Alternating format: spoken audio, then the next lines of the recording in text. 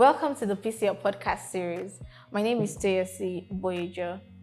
The PCL podcast series features conversations with leading experts and professionals that share their insights and thought-provoking perspectives on topics related to business, strategy, people, technology, and others. On this episode, we will be talking about the small medium enterprises, commonly called the SMEs, and how they have been important contributors to the global economic development as well as job creation. Today, the SMEs represent 90% of businesses and over 50% of employment. With the recent increase of changes in the business environment as well as the wave of disruption that has impacted business operations, it is important that the SMEs reimagine or reposition themselves to remain relevant and sustainable in the business environment. Our speaker on this episode is Sheye Olurotimi, and he is the founder of MSME Africa. Sheye is going to be sharing insights on our topic, which is growth strategies for SMEs to thrive in the age of disruption. Hi Sheye, how are you doing? I'm good, thank you, TLC, and thank you for having me on the PCL podcast series. Good, it's good to have you here with us. Thank you very much. So I'll just start by asking about the SMEs, So what would you say about the SMEs? Okay, so I think we might just want to expand it a bit and talk about MSMEs, because when you were doing your introduction, you said they contribute close to 50% to employment. And then, of course, they are responsible for 90% of businesses that we do. That's defining the MSMEs. So MSMEs are the micro, small, and medium enterprises who contribute close to 50% to our GDP in Nigeria. And they are responsible for close to more than 50% of employment. And as at the last figure that we had from Smes and NBS, we have 39.6 million MSMEs in Nigeria. And interestingly enough, about 13 million of them are actually micro. So there is no way you want to talk about that sector and you won't talk about the micro enterprises. So those are the MSMEs. If you're doing less than 1 billion in turnover in Nigeria today, you're an MSME. So the micro, if you're doing between 1 million and 25 million, you're a micro enterprise. If you're doing between 25 million and 100 million, you're a small enterprise. And you're doing between 100 million and 1 billion, then you are a medium enterprise. So those are the MSMEs. So we're talking about, our topic today is about the growth strategies for these SMEs. So how would you define the growth strategy for the SMEs? Okay, maybe we want to look at the word strategy to start with. It's a word that originated from the military. So the military guys talk about strategies for executing their war. And one interesting is that the strategy used for this particular war is not the one used for the other. So when you talk about growth strategies for SMEs, you're talking about a plan of action to actually achieve a particular goal or objective. So is it about entering a new market? Is it about trying to win over competition? So when you talk about growth strategies, we can actually look at it in 4 different dimensions. So your growth strategy could actually be about product development. You want to develop a new product. It could be about market development. You are trying to develop a new market. Maybe it's something that people are not looking at and then you just start it as market development. Then you can also look at market penetration. There are other players in the market and you want to see how you can also penetrate and have your own share of the market. Then of course, the last one is diversification, where you're doing something and you want to move into another area. So those are 4 areas you can look at growth strategies for any business and of course for SMEs. You're just trying to increase your lot, you're trying to do more than you're doing before, and then you can apply any of those 4 strategies. So you've talked about, the different options of growth strategies for these SMEs, right? So what are the common mistakes you think they make when they try to adopt any of these growth strategies? You might just want to pick a sample of them. Just explain, a common mistake that they make in adopting this strategy. Okay, so I think the SMEs are a very, very peculiar set of people, very interesting to work with. And so in my experience working with them, I know that a lot of them make the mistake of not trying to see if that strategy they want to adopt actually is the best fit for them. So I've heard people come to me to say, this particular campaign that this other organization is running, we want to run it. This particular measure that they have adopted, we also want to adopt it. So when you don't look at that particular strategy and how well it fits into your own context. That is a major challenge that SMEs face when trying to adopt strategies to work for their business.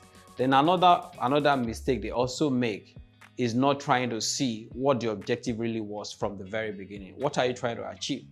What A was trying to achieve before they embarked on a particular campaign or before they adopted a particular strategy might not be what you want to achieve. So what is your objective? Then what about your context? Who are the stakeholders that you are dealing with? If you actually factor a lot of these things into consideration, it will help you to avoid a lot of bottlenecks and you'll avoid a lot of mistakes. Before you just embrace a particular strategy, you want to look at yourself and say, is this peculiar to my segment? The fact that somebody had used it, can I still use it? Do I need to tweak it? That's that's the number one factor that you need to consider. Then you also need to consider, what is your objective? What are you trying to achieve?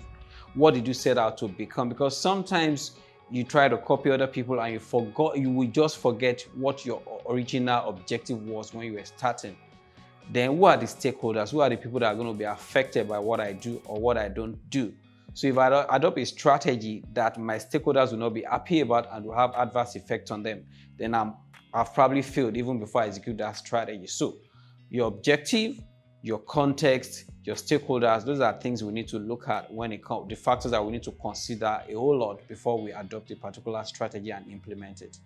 Oh, what would you say is the most crucial element of a successful strategy for an SME? What I'm always looking at in any strategy document is the implementation plan. I mean, anybody can come up with a strategy. Anybody can come up with fine presentation stating this is what we intend to do. This is our strategy. But what is the implementation plan? I think that is actually the most important part of any strategy anybody is coming up with. So you have people with a lot of wonderful strategy, but how do you implement it? So when you are drafting that implementation plan, you already begin to look inward, look at your context, look at a lot of things around you, and if it's not going to work, you have to go back. So the implementation part, I think, is the most important part of any strategy that anybody is trying to come up with, because if you have it on paper and you cannot implement, then there's a big problem. So Cheryl, we've been talking, a lot more about strategy and implementation for these SMEs, and I would like to talk about the bit of technology, because I understand that as small businesses, they kind of struggle with technology, and technology is what it is today in the business. People need technology to survive in today's world in the business. So what would you say about, SMEs and the adoption of technology for their businesses? Okay, so if there's anything that COVID-19 had taught us, apart from the others, the other not very favorable ones, is the fact that anyone can actually get things done if they want to get it done, or if they are compelled by situations to get things done. A lot of us thought we could only make money from brick and mortar offices, but COVID came, we had to actually look inward and start doing things virtually and still ensure that we're productive and we can still make money. So technology actually helped us during COVID. And it's actually sad that a lot of people they embraced technology to get things done. Now that COVID is not over really, but lockdowns are over, they still want to go back to their old way of doing things manually. So we need to understand the fact that we can get things done if we set our mind to it, and we can actually make technology drive a lot of things for us, because technology provides a lot of convenience, and on the long run, technology is actually cost effective.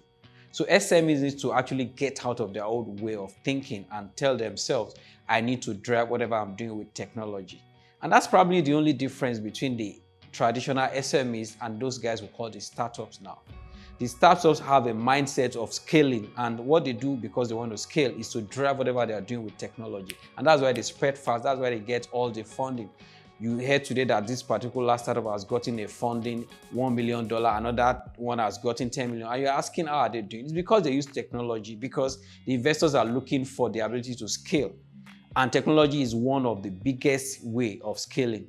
So SMEs can actually use technology if they set their mind to it, and they actually get out of their old mindset. So how do I advise them to go about it? Look at your daily operation. Look at the things you do on a day-to-day basis and see how you can drive it with technology. So what do I do Monday to Friday? You ask yourself, okay, this thing that I do, which one do I do like the most? How often do I do it? can I automate it so that I don't have to do it manually? Which ones are the ones that I still have to come and do manually? Which are the ones that technology can enable me to do? So if I'm used to going to the bank every day before because I want my money to be safe, so I have to go and deposit. Now I know that I can use internet banking. That is technology. So when we say technology, it doesn't have to be something you have to spend billions of dollars, but it's just a way of ensuring that you are reducing your manual way of doing things and you are embracing technology so that you can do things faster and everything becomes more convenient. So we've talked about strategy, we've talked about technology. Now we'd like to talk about innovation, because there's no how I mean businesses will survive this world, this disruptive environment without being innovative. So what do you say about innovation for the SMEs? Okay, so I think innovation is very, very important and very paramount in any business. In fact, in the business world, they would say, would say innovate or die. So if you're not innovating, you are probably on your way to extinction. And that's why we're talking, you're just going to become a dinosaur. What happened to dinosaurs? They became extinct. And so nobody gets to, you can't walk on the road and get to see a dinosaur now. You can't see them anywhere because they were not adapting to the situation at that time, and so they are not existing anymore. So if anybody is not embracing innovation, they will actually get themselves out of the market. Imagine somebody comes to you now, to you and says, I'm a very good typist. I have a typewriter and I can type anything for you. What will you think? I'm sure you will tell them this is not relevant. But so many years back, if you had that skill, you would make a lot of money. But so the person that was a typist before, if they don't innovate and they stayed at that level, they will not make money. So innovation is very, very critical. It's very, very important for SMEs and even any kind of business. And when we say innovation, it doesn't mean that you are introducing something new. Innovation could actually be a new method, a new product, a new service, or just a new way of doing things. So it can actually be something that every other person is doing, but you just tweak it. You introduce something that makes it a bit different from what the other person is doing, or you discover a particular gap in the market and you say, I need to address this particular gap. So that's what innovation is all about. And it's very, very critical that every single day we need to ask ourselves, am I innovating or am I just stuck in my old ways of doing things? Okay, thank you so much, Cher. So I think I will be going back to strategy, right? And I know that when you're talking about strategy, you said, you give some examples of areas that they might want to explore and develop strategy. That's the SMEs. So when it comes to market penetration, right, they will need to do some market research, just so that they are aware of the business environment and where they can, where they can thrive in the market. But I know that some of the challenges that they have is resources to do those, to do the market research. So how do you say they can manage that challenge of resources? Okay, so I think they need to first get out of that mindset that research is expensive. Because if you keep saying that something is expensive, you might not want to try it. So research is very important if you actually want to do market penetration. You want to know who your competitors are, what are they doing better, what is the consumer looking for. So you delve into areas like consumer behavior and what have you. So money should not, the cost should not really be a factor, because there are a lot of things you can leverage if you actually know what to go about. There are a lot of data existing that people can actually work around with. When we talk about research, it doesn't mean that you have to, it doesn't have to cost you an arm and a leg. You can actually look at what somebody has done before. We call it research, right? Research. So that means you are searching again. So somebody might actually have done some level of research. They might have some data. For instance, the National Bureau of Statistics, they have a lot of data on different segments of the economy. So if I want to go into the manufacturing sector, I don't have to start from the very beginning. I don't have to reinvent the wheel. I just want to look at their data and try to see what more work I need to do to leverage that data as it addresses the sector I want to go into. And I know there are a lot of organizations that have annual report on the entrepreneurship space. For instance, Faith Foundation released an annual report on the state of entrepreneurship. So if I have access to that and I want more information about a particular sector where I'm playing or where I intend to play, all I need to do is to contact them and get some more information, or I walk from where they stop and do some other things. And then also we can always embrace desktop research. You can check a lot of things without leaving your desk. It's very, very possible. You can ask a lot of questions.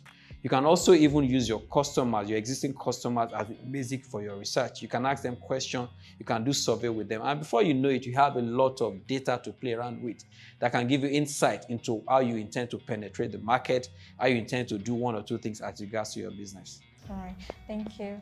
Thank you. Okay, so for the SMEs in Nigeria, right, for them to thrive in our Nigerian market, so which support structures do we have in Nigeria to enable that for them? Interestingly, there are a lot of support structures that we are not looking at. We have a lot of organizations and even individuals that are there to support SMEs if only we can actually do our research and if only we can stop being skeptical. Because I know a lot of people, when you mention some institutions, they say, those ones, I'm not the one they are looking for, or they have some set of people that they are helping.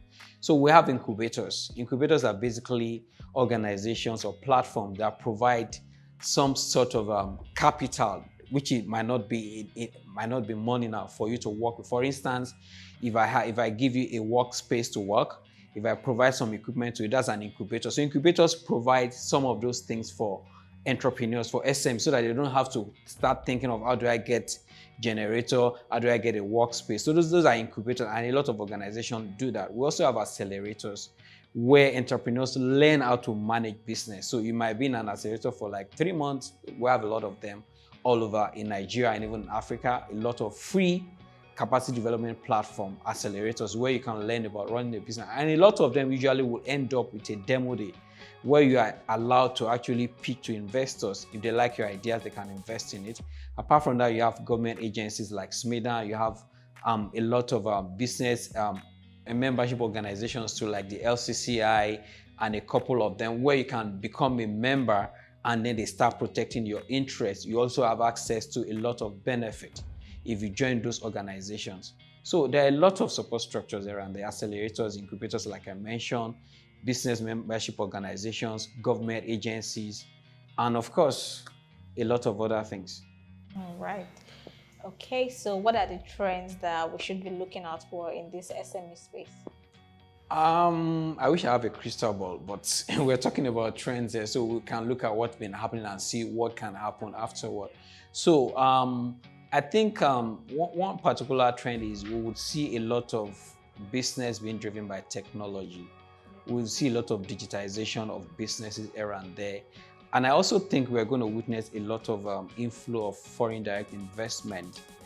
And why am I saying it? We're actually seeing it already. You get to hear that this particular startup is getting this particular funding. But for SMEs to benefit from that trend, they need to overhaul their mindset. Like I mentioned earlier, your startup is not your typical SME. Startups drive themselves by technology. They also have the mindset of scaling. And that's why they keep attracting funds, right? So that trend of fund coming into the country will be beneficial to SMEs if they actually overhaul their mindset and they do a lot of things like the startups will do. So digitization would happen, a lot of funding will keep coming, and then I think there will be a lot of changes in working condition and employee engagement. A lot of employees are asking now, I want to work from home, I want to do remote work, I want to work with you on a contract basis. Now we're talking about gig economy. So SMEs will find out that a lot of people they want to employ would rather not want to do 9 to 5, but they want to work for you on a contract basis or work for you remotely so that they can keep doing some other things that they are getting and that they also do. We also need not to forget that we have a lot of Gen Z in the marketplace now. You know, those guys, very peculiar set of people. So when you have them in your workforce, you can be sure that a lot of things will actually change. So you need to adapt to those realities. Those are the trends that I can already, on the tip of my finger. Those are things I see happening within the SME space. Thank you so much. Thank you for this insights that you have shared. Thank you for making us understand the need for strategy, technology, innovation, and adaptation to the changes in the business environment. Thank you once again, Shea. You're welcome, TLC. It's been a delight being on the show with you. Same here. Thank you for joining us on this episode, and remember to follow us on our social media platforms. Bye.